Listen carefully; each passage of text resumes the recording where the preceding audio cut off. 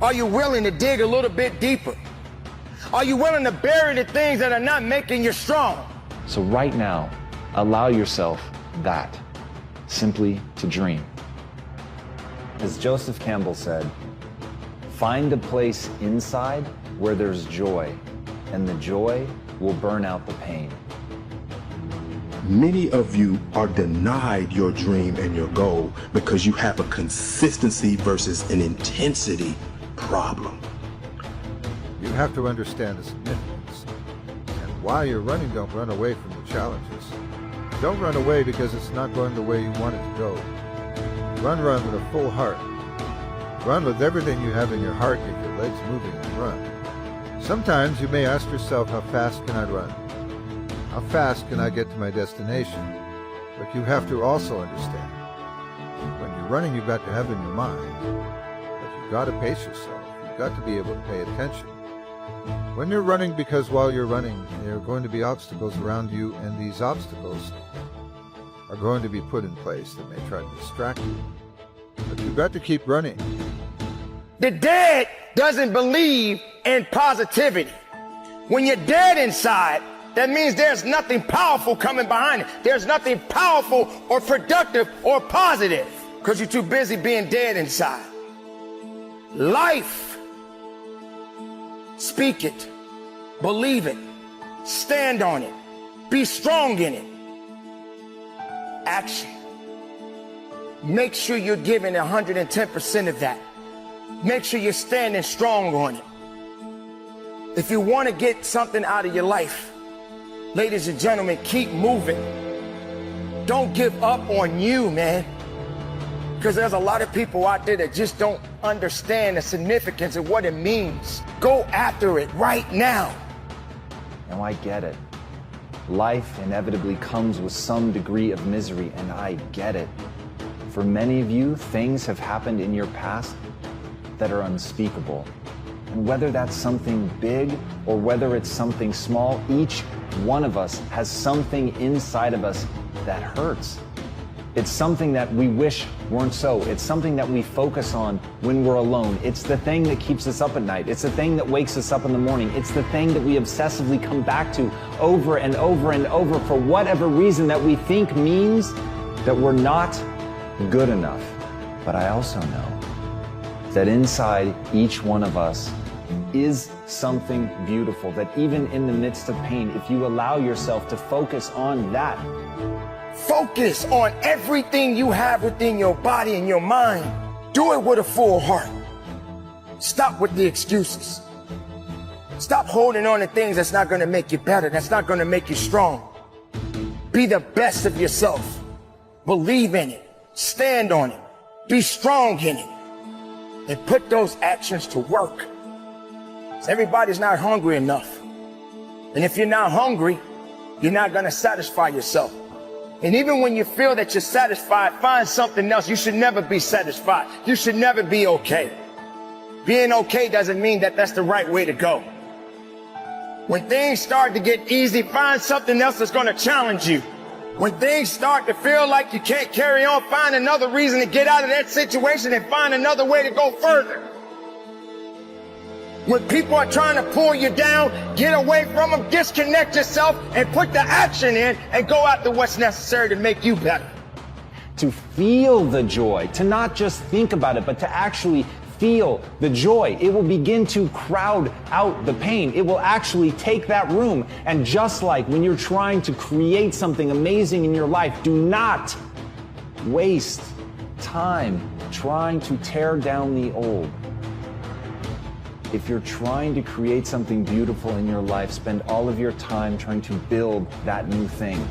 So if you want to feel joy, don't try to eradicate the pain. Instead, focus all of your energy on that joy and let it become so bright that it ultimately takes over the pain. And as Aristotle said, it is during our darkest moments that we must focus to see light. And that's the thing with pleasure and pain. When you've got that ache inside of you, when you feel that something in your past is stopping you from moving forward, it is in that moment that you must put your focus and attention on the things that are good, on the things that you've done that are good. Some days are going to be slow, and some days you just got to be fast. But make sure when you're running, you got that mindset in the right place. Don't be reckless, be productive in it, and understand that it means something. Recognize your beliefs. Recognize your drive. Don't concern yourself with things that doesn't concern your best, because if you're not giving your best, then the rest will catch up to you, so stay ahead of the pack. And don't slack, because it will only push you back. Continue the journey and keep your eyes on the prize. Your rewards are waiting for you. You don't want to be the slowest one on the track. Direct subordinate's one of my guys that worked for me. He would call me up or pull me aside with some major problem, some issue that was going on. And he'd say, boss, we got this and that and the other thing. And I'd look at him and I'd say, good. And finally one day he was telling me about some issue that he was having, some problem. And he said, I already know what you're going to say. And I said, well, what am I going to say? He said, you're going to say good. He said, that's what you always say. When something is wrong and going bad, you always just look at me and say good. And I said, well, yeah. When things are going bad, there's going to be some good that's going to come from it. Didn't get the new high-speed gear we wanted? Good. Didn't get promoted. Consistency is when you do something. Intensity is how you do something. And that's why many of you, no matter what you do, no matter how much you do it, no matter who you looking at, no matter what you read, you gonna be denied, because you think that just being consistent at something is gonna let you win. That earns you the right to win. That I'm being denied that corner office. I'm being denied that car. I'm being denied this quality of life. I'm being denied that opportunity, this scholarship. I keep getting cut off the team. You know, if I just stay, if I just keep practicing, and I just stay around this team, sooner or later I'll make it. No, you won't. No, you won't. Because consistency does not guarantee you the win. You got to be the one that's thinking, but don't take too much time. Fake it too much, but understanding that you have to commit to why you're running is good, but you got to walk a little bit first. You got to walk a little bit so you can understand what's about to happen to you. You got to walk a little bit so when it's time to put the pedal to the metal. You got your head up and you're thriving and you strike. And you move so fast that nothing around you can stop you. So don't be late for the celebration of your victory. Because your victory belongs to you, no one else. Take pride in it, believe in it, stand on it, earn it. Good. More time to get better. Oh, mission got canceled? Good. We can focus on another one. Didn't get funded. Didn't get the job you wanted. Got injured. Sprained my ankle. Got tapped out? Good. Got beat? Good. You learn. Unexpected problems? Good. We have the opportunity to figure out a solution. That's it. When things are going bad, don't get all bummed out, don't get startled, don't get frustrated. If you can say the word good, guess what? It means you're still alive. It means you're still breathing. And if you're still breathing, well, now you still got some fight left in you. So get up, dust off, reload, recalibrate, re-engage. Many of you, as bad as you don't want to accept this, you never gonna win. Because you're not intense enough. Till you get intense to the point that nothing will get in your way. That you will not get in your way. You'll never win. Focus on you. Why are you here? What is your destiny? One of the greatest tragedies in life is to live and not know why you're living. If you're walking on this earth today, prepare yourself for many battles. Ahead, you're not going to win every battle, because every battle is not meant to be one. Sometimes you're going to need to humble yourself. What do you believe about you?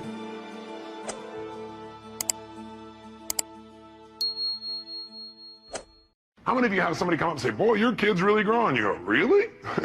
Because you're so close to them, you don't notice it as much. How many found that to be true? Guess what? It's even worse with yourself. Sometimes we don't give ourselves credit for the amount that we're growing, but I'll tell you one thing, if you keep a journal, it won't be hard to see how much you're growing. Because you'll see the kind of goals you had back then, the kind of things you thought back in those days. and you'll begin to see the evolution of your growth. Also, I personally believe that if life's worth living, it's worth recording. And it's an incredible gift to give to your children, because someday they get to know exactly how you were at different times in your life, and they get to learn your lessons without having to go through it. So I highly encourage you to do that, but as a very minimum, let's make sure we take notes. You guys ready to crank?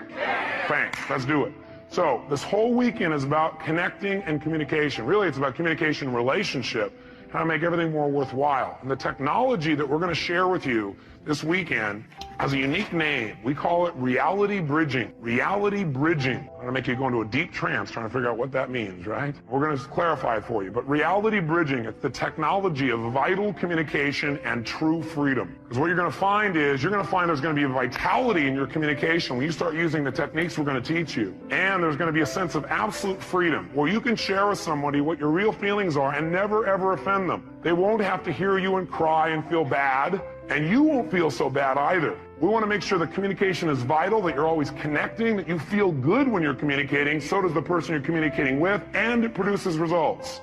That's our outcome. And to be able to do that without having to worry creates an unbelievable level of freedom for people. Because how many of you, be honest, have felt feelings at times and you were upset, but you didn't share it because you didn't know how, or you didn't share it because, well, you thought, well, maybe it's really about me, or you didn't share it because you didn't want to offend somebody even though you were mad or upset. How many have had that experience in the past? And when you don't share something, what happens when you just keep it inside and build it up? Yeah, it festers. Does it get better or worse? It gets a lot worse, and eventually what happens, then you blow up about something that could have been handled so much easier along the way. But then there's the other approach, which is you're looking for things on a regular basis to be able to give people feedback about. And some people develop that habit, or you communicate in a way where basically you're communicating your feelings, like you're upset, but do you always have all the information? No. And so you're making a decision about how to feel based on false information. How many of you have ever gotten upset and later on felt a little dumb because you found out you were upset about something really shouldn't have been upset about? So one philosophy says, keep it inside. The other philosophy says, well, get it out. Well, what if you get it out and then you find out you were wrong? By the way, do we like being wrong? No. So then what would we probably do? Justify, defend? Well, yeah, I didn't know that, but if you've done that before, and that does not make a relationship work. Plus, that person gets upset. It's kind of like, anybody ever come up to you and say, why are you upset? And you go, I'm not upset. You go, yeah, you are. You go, no, I'm not. Yes, you are. Well, I'm getting upset. Okay, that also happens unless we're really clear. So what we're really going to do is we're going to start our whole basis of studying of communication to remember one thing, and write this in your notes if you would. And that is, the quality of your life is directly related to the quality of your communication. The quality of your life is the quality of your communication. Period. Quality of your life is the quality of your communication. Now, pretty basic idea, nothing earth-shattering, but I'm here to tell you that's your entire life comes down to this. The quality of your entire life comes down to the quality of how you communicate. With whom? No. With whom first do you think determines how you... That's right. The quality of your life starts with the quality of how you communicate to yourself. That's where it all starts. How you feel is not based on the environment. Is it based, like how you feel? Is that determined based on, like, whether or not you have lots of money? Yes or no? I get a little mixed reaction on that. They go, well, no, it's not. No, absolutely not. No. How's that for incongruent communication from a lot of you, right? Okay, some of you have little mixed feelings about this, don't you? Let me ask you a question. How many of you know somebody who has tons of money and is still not happy? I mean, look, the fears and doubts are a part of it. Can I be honest with you?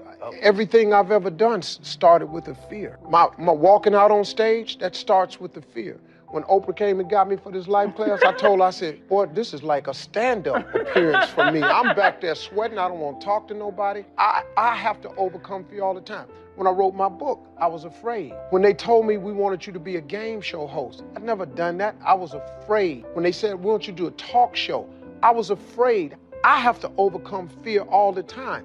But the best way for me to overcome fear is the dream has to be bigger than the fear. That's the only way you turn around and run at it. I just want so great. I aim for stuff so big that the dream bigger than the fear. Look at it like this. If you don't ever go, would it be better for you to face the fear, deal with the fact that you just never face it? See, that's what the dream. And I saw you with your tie on. I know that makeup mirror, that's backstage somewhere in a dressing. Somebody's hiring guys like, there's no such thing as too old. I'm 57. If I went back out there, I'd get hired tomorrow as a stand. If you're funny, there's a marketplace for you. Now, look, you got to start where you are, right? Just start where you are. You don't worry, man. Where you at? Now, Don't stop paying the house note and stuff. Okay, so let's go through it. You have to know your gift. Do you think you're gifted at this? Yes, ma'am. Absolutely. Okay. And then you have to be clear about your vision. Absolutely. Okay. And then surround yourself with other dreamers. Let's talk about that. You know, if you don't surround yourself with others, here's what I know. If 9 of your friends are broke, you're going to be the 10th. That's it. If 7 of your friends smoke, you're going to be number 8. If you stay with that circle, you've got to surround yourself with like-minded people. See, stop telling your big dreams to small-minded people. Take yourself. Look, you're talking to me. You're 52, I'm 57. I'm a stand-up comedian, been one for 30 years. It's a natural thing for me. I would talk to people who are in the biz, talk to people who are doing it. Don't let your age define you. Your current skill set has already taken you as far as it's going to take you. If you don't put yourself on a path to learn and very aggressively, where you are now is where you'll be in 5 years. The key is crossing that chasm of skill set. We're all afraid of not reaching our potential, of never becoming the person we know we were meant to be. We fear being left behind at our job. We fear never being worthy of love. We fear being stupid or emotionally weak. We fear not having enough followers and friends. We fear waking up one morning and realizing our best is already behind us. Or worse, our best was never very good to begin with. Remember, you're an adaptation machine. Your job is to place yourself under stress and then force yourself to grow. So back to Mr. Yoked, you don't get those muscles by looking at the weights. You get those muscles by going under the weight and not stopping when it hurts. You stop when you can no longer recruit the muscles enough to move the weight. That's when you're done. Your job is to push yourself to the limit of what you think you're capable of and then go past that. And when you're able to push yourself past that, when you're able to get into the Goggins reps, as I call it, when you're able to exist in that zone, long past where it started hurting, long past when it got boring, long past when you were terrified that you'd never be able to do it, that's when you'll begin to adapt, because you're telling your body, adapt or die. That's how you're going to get where you want to go. Nobody wins the Nobel Peace Prize or writes a bestseller or even lifts a barbell at the gym without feeling hopelessly incapable at some point. The reason they feel incapable? Because they are. The skills that they've developed do not yet match up with the skills they need to be successful. What separates these people that achieve these seemingly impossible goals is that they do not see their incapabilities as obstacles. They see them as opportunities.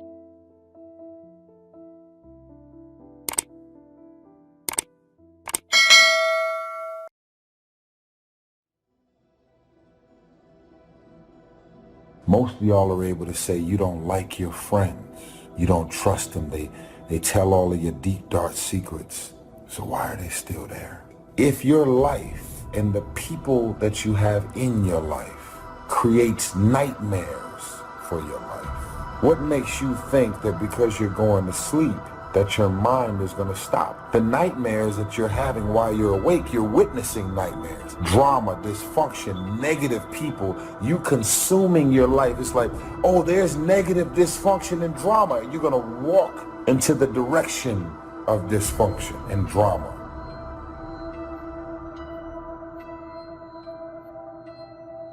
The number one thing that's going to change your life, the only thing that will change your life, change your business, change your money, is you must raise your standards.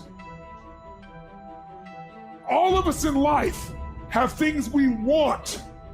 We don't get what we want. We get what we have to have. We all get what we tolerate. But when you're no longer willing to tolerate something, that's when your life changes. How much do you love yourself? You don't trust them. So why are they still there? So if you get rid of these things, people, and situations now, you get rid of the nightmares now, they're not going to have anything new to spread about you. You're in the new season of your life. I want you to win. I want you to get to the next level. People over and over again, they get so focused on what's next or another season or another space, because there is this notion and this idea that somehow the grass is green over the fence on the other side. The grass is not greener on the other side. The grass is simply green where you choose to water the grass. Here's my advice to you today. Walk away from the 97%. Don't talk like they talk. Don't act like they act. Don't go where they go. Don't specialize in what they specialize in. Throw away the blame lists they cling to. Start you a new life. Don't let somebody sweep you into some contrary way to nature itself says, unless you labor. The miracle of the seed and the soil and the seasons and God and all the other stuff that's available, sunshine and rain, that's not available to you by affirmation. It is only available to you by labor. So labor well. Discipline yourself well, and you can have all the treasures you want.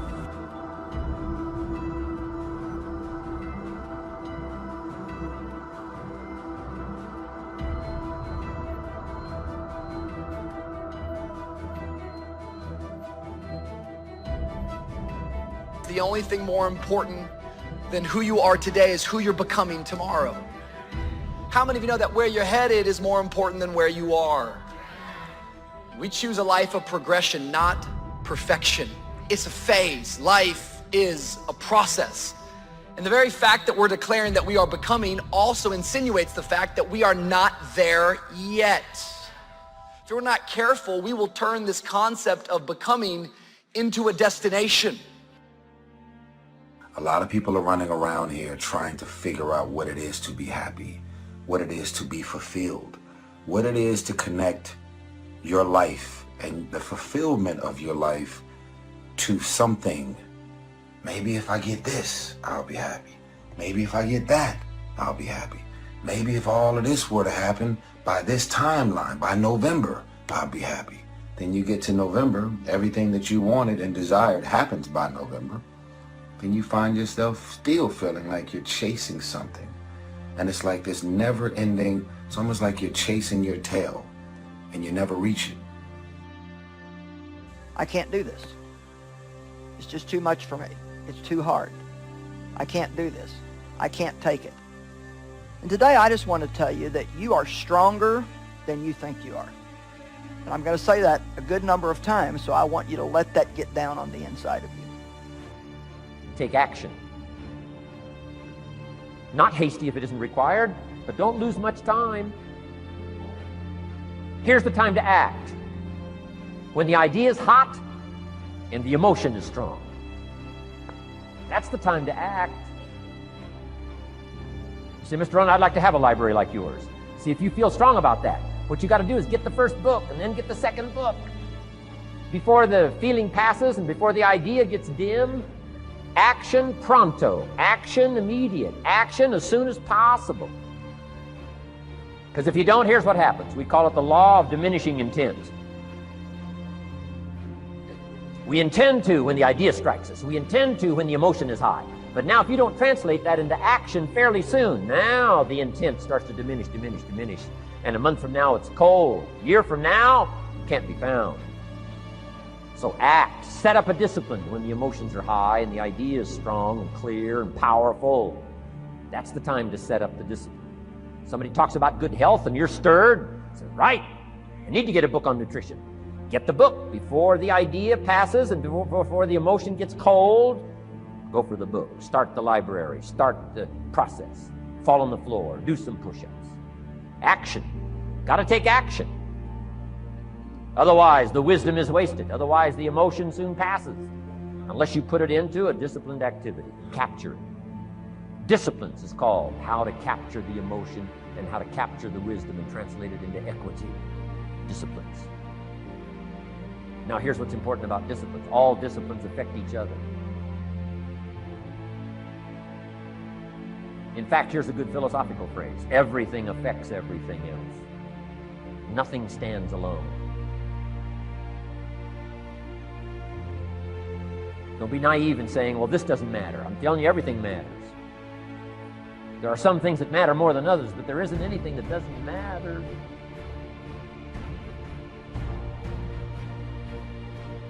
We all pity the man who says, well, this is the only place I let down.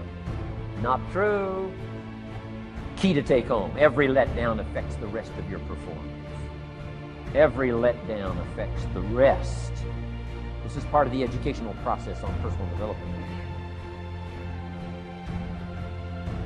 If you don't take the walk around the block, you probably won't do the apple a day. If you don't do the apple a day, you probably won't start building your library. If you don't build your library, you probably won't keep a journal, and you won't take pictures, and you won't do this, you won't do wise things with your money, won't do wise things with your time, won't do wise things with your possibilities and relationships, and the first thing you know, 6 years of that accumulated, and we say you have messed up. So the whole key to reversing that process now is to start picking up these disciplines. Now here's the positive side. Every new discipline affects the rest of your disciplines. Every new one affects the rest. The difference in people is their standards, period. Everyone in the world has a list of things they think they should do. I should lose weight. I should work out. I should work harder. I should make more calls. I should. And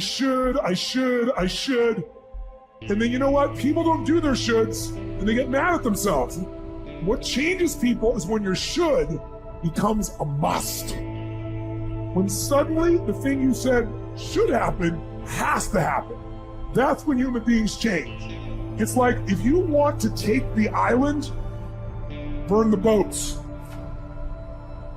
Because if there's no way to go back, it's amazing what happens when it's a must to do something versus a should. That's what makes human beings succeed. Pick up your damn suffering and bear it and try to be a good person so you don't make it worse. That's what life is like. It's suffering. Have you ever just had one of those days when your parachute doesn't open? The race has started, but your gate won't unlock. You just can't keep up. You can't keep your head above water. It's just one of those days.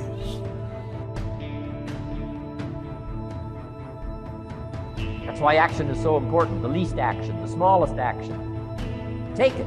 Because when you start accomplishing and the value starts to return from that one action, it'll inspire you to do the next one and the next one and the next one. You start walking around the block, it'll inspire you to get an apple. Get an apple, it'll inspire you to get a book. Get a book, it'll inspire you to get a journal. Get a journal, it'll inspire you to grow, develop some skills. All disciplines affect each other. Every lack affects the rest. Every new affects the rest. The key is to diminish the lack and set up the new. And you've started a whole new life process. Also, one more thought on discipline. Here's the greatest value of discipline. Self-worth. Self-esteem. People are teaching self-esteem these days, but they don't connect it to disciplines. The least lack of discipline, and it starts to erode our psyche. One of the greatest temptations is to just ease up a little bit, right? The slightest lack of doing your best starts to erode the psyche. Instead of doing your best, doing just a little less than your best. Sure enough. You say, well, it's just going to affect my sales. No, it's going to affect your consciousness. It's going to affect your philosophy. Now you've begun in the slightest way to affect your own philosophy. Here's the problem with the least neglect. Neglect starts as an infection. And if you don't take care of it, it becomes a disease. And one neglect leads to another. And the worst of all, when neglect starts, it diminishes our self-worth, our self-confidence, our self-value. You say, well, how can I get back my self-respect? I'm telling you, you don't have to go to 29 classes. All you have to do is start the smallest discipline that now corresponds to your own philosophy, like I should, and I could, and I will. No longer will I let neglect stack up on me so that I will have the sorry scenario 6 years from now, giving some excuse instead of celebrating my progress. That's the key to discipline. Okay? Let's get kids involved in the least of disciplines. One more, and then one more, and then another one, and then another one, and then some more. And the first thing you know, you're starting to weave the tapestry of a disciplined life into which you can pour more wisdom and more attitude and more strong feeling, more faith and more courage. Now you've got something, a vessel in which to put it. And now the equities start to flow. And the early return, I'm telling you, if you'll start this process, the early return will have you so excited, you'll commit yourself to this strategy for the rest of your life. You'll never go back to the old ways. Join a new crowd, join a new group. The disciplines to do it, take action.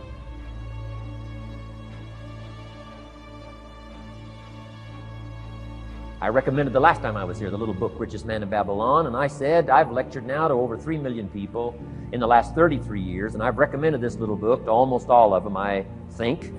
Guess how many have actually gone and got this little book? Answer, very few. My best guess is 10%. Such an easy thing to do. In that last seminar, right, I suggested this little book, number one, is easy to find. Number two, it's easy to buy. The most you can pay for it, $6, $7, $8. You can borrow that from your kids. And number three, it's easy to read. It's in story form. That's why I use it for teenagers, teaching them how to be rich by 40, 35 if you're extra bright, much sooner if you find a unique opportunity. But if it's easy to find and easy to buy, and if it's easy to read, why wouldn't everybody go get it? We don't know. What do you know? You don't know. I don't know. Nobody knows. Here's how profound it is. Some do and some don't. Now here's the numbers. About 10% do. 90% don't or won't. We don't know the mystery of that. And I'm telling you, 10 years from now, those numbers will still be the same. 10% will, 90% won't. The numbers don't change. Only the faces change. You're looking at one of the faces. I used to belong to the 90% who couldn't be bothered even if it was easy. Guess how many people have a library card? Wisdom of the world available. Transform your life in any value amount you want. By the way, how much is a library card in Texas? Free. Here's what free is. Easy. I mean, it can't be any easier than free. Somebody says, well, would you bring it by? Well, no. At least you got to go get it. No.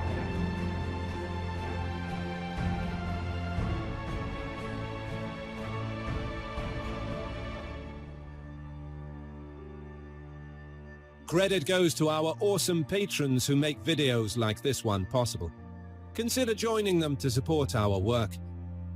You can also support us by subscribing to our channel and clicking the bell button to get notified when our new videos are released. And as always, thank you for watching.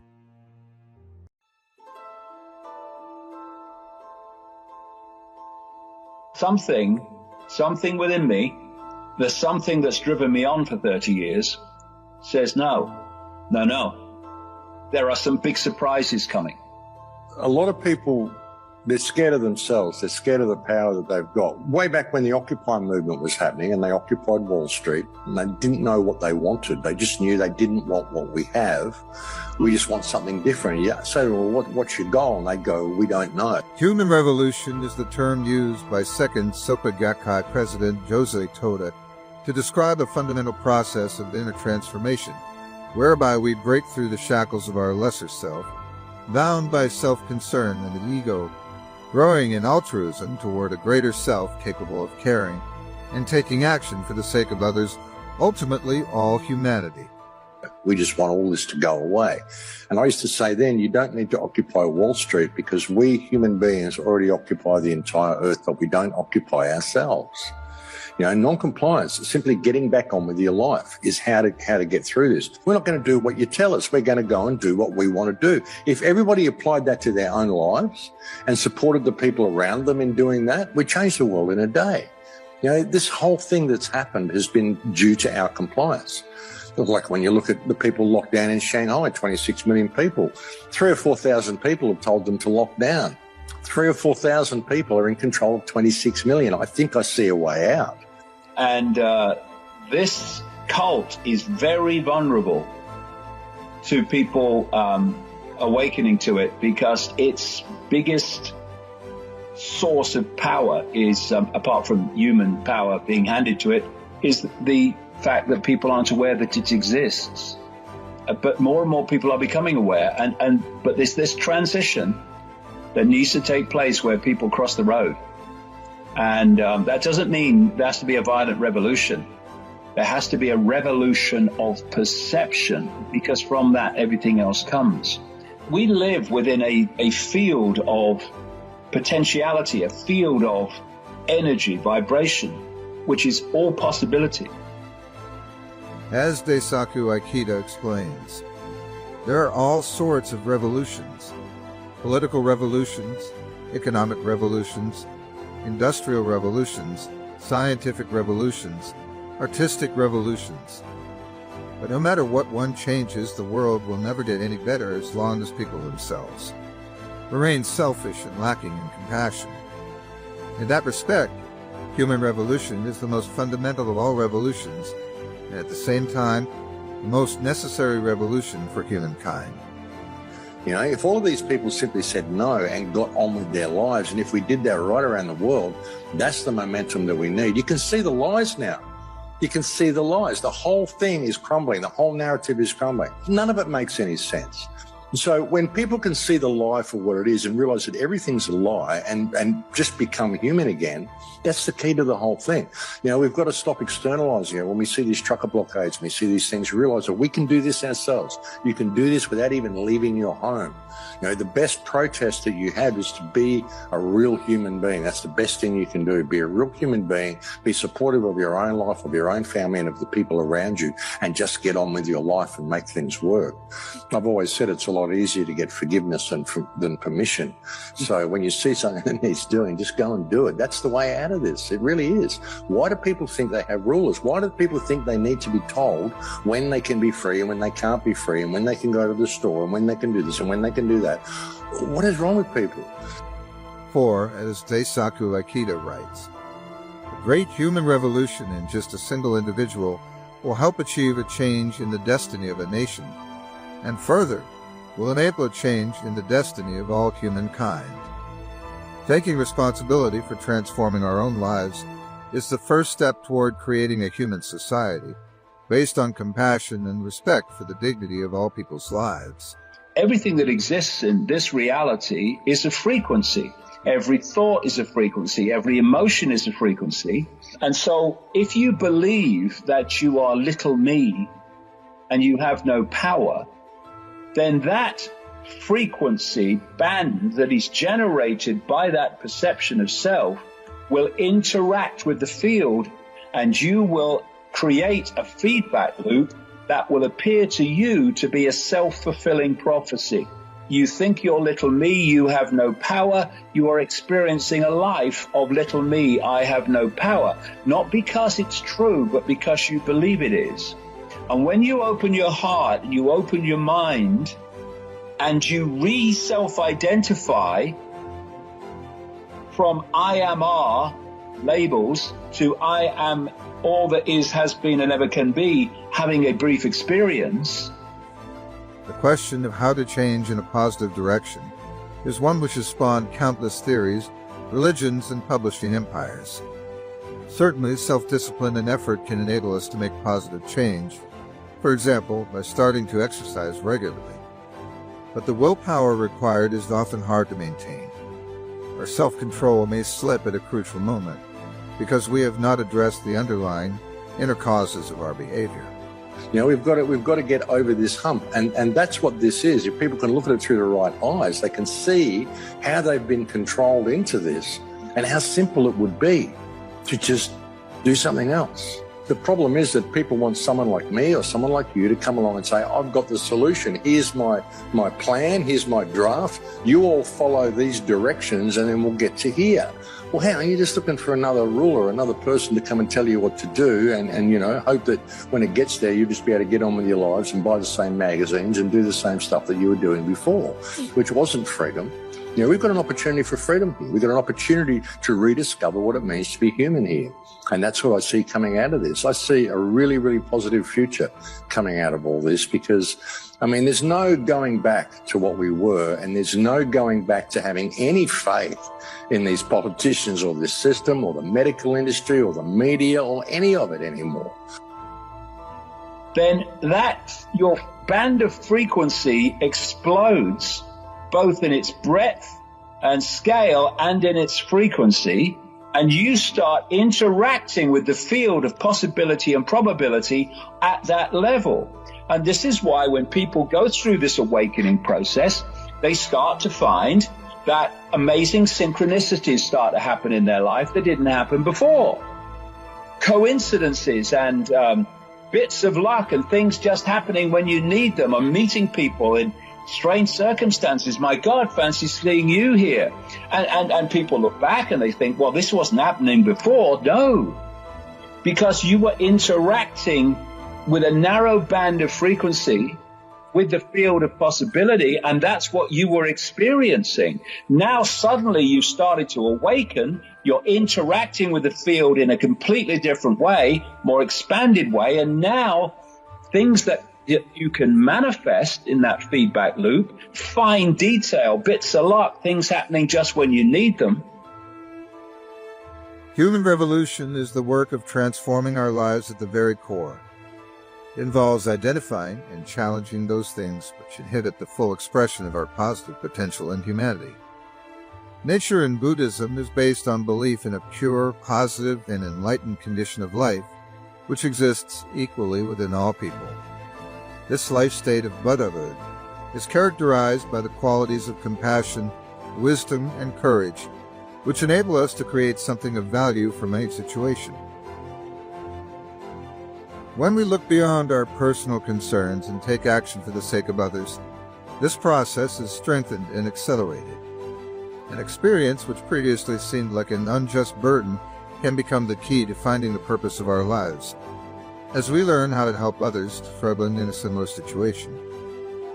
This individual process of human revolution is the very key to sparking change on a global scale.